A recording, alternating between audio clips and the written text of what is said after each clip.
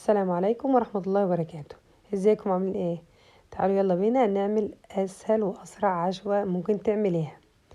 اول حاجة هنا انا جبت حباية من البطاطس، قشرتها وقطعتها شرايح رفيعة كده، وبعد كده حبة من الجزر وبرضو قطعتها شرايح زي ما انت شايفة كده، وبعد كده ضفت لها شوية من الملح، وبعد كده جبت صابع من الهوت دوج زي ما انت شايفة كده، وحطيت معلقة من الدقيق او النشا والفلفل الاسمر، تمام كده، وقلبتهم في بعض. وبعد كده في طاسه على النار حطيت معلقتين من الزيت، وحطيت الخليط القمر بتاعي كده، وقمت مفرغاه من النص، وبعد كده قمت قلبها زي ما انت شايفه كده، وفي النص قمت نازله بيه بيضتين سبتهم عيون اهو زي ما انت شايفه. وبعد كده هضيف لهم ريحان، فلفل اسمر الموجود عندك من اي بهار، وبألف هنا وشفا. يا ريت ما تنسونيش بقى بالمتابعه واللايك والشير، والسلام عليكم ورحمه الله وبركاته.